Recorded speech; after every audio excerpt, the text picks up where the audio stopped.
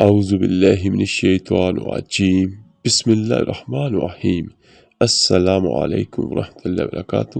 میرے عزیز بھائیوں بہنوں اور بچوں، حضرت عبداللہ ابن ام مکتوم رضی اللہ تعالیٰ عنہ سے روایت ہے کہ انہوں نے کہا، اے اللہ کے رسول صلی اللہ علیہ وآلہ وسلم، مدینے میں کیڑے اور درندے بہت زیادہ ہیں، کیا میرے لیے رخصت ہے کہ گھر میں نماز پڑھ لیا کروں؟ تو نبی کریم صلی اللہ علیہ وآلہ وسلم نے فرمایا، حی علی الصلاۃ اور حی علی الفلاح کی آواز سنتے ہو تو ضرور آؤ۔ حی علی الصلاۃ اور حی علی الفلاح کی آواز سنتے ہو تو ضرور آؤ۔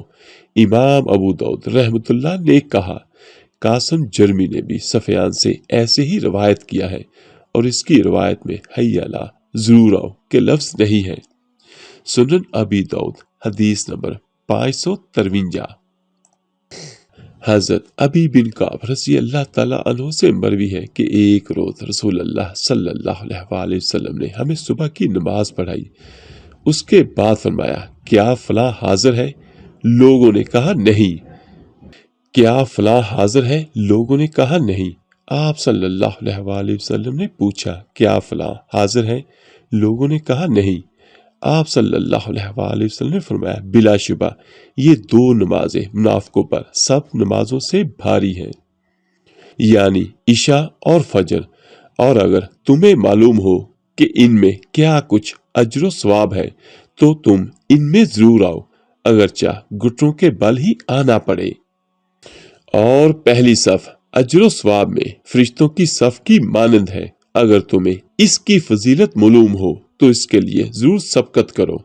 انسان کی نماز ایک آدمی کے ساتھ زیادہ اجر و ثواب والی ہے بے نسبت اس کے کہ وہ اکیلا پڑھے، اور اس کی نماز دو آدمیوں کے ساتھ زیادہ فضیلت والی ہے بے نسبت اس کے کہ وہ ایک آدمی کے ساتھ مل کر پڑھے۔ جس قدر اہل جماعت کی تعداد زیادہ ہوگی وہ زیادہ پاکیزہ اور اللہ کو بہت زیادہ محبوب ہے۔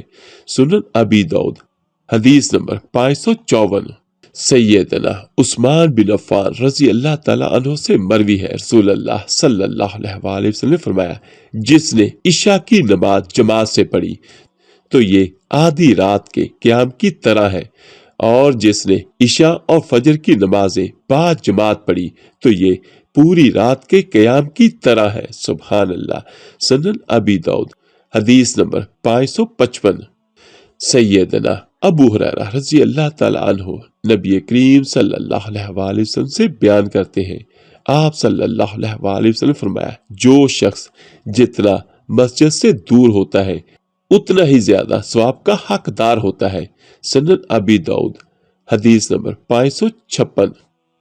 حضرت ابی بن کعب رضی اللہ تعالیٰ عنہ بیان کرتے ہیں کہ ایک شخص تھا، جہاں تک میں جانتا ہوں اہل مدینہ میں قبلہ رو ہو کر نماز پڑھنے والوں میں اس کا گھر سب سے دور تھا، اور مسجد میں کوئی نماز بھی اس سے نہ چوکتی تھی۔ میں نے اس سے کہا، اگر آپ ایک گدھا خرید لیں، گرمی اور اندھیرے میں اس پر سوار ہوں تو سہولت رہے۔ اس نے کہا، میں یہ پسند نہیں کرتا کہ میرا گھر مسجد کے قریب ہو۔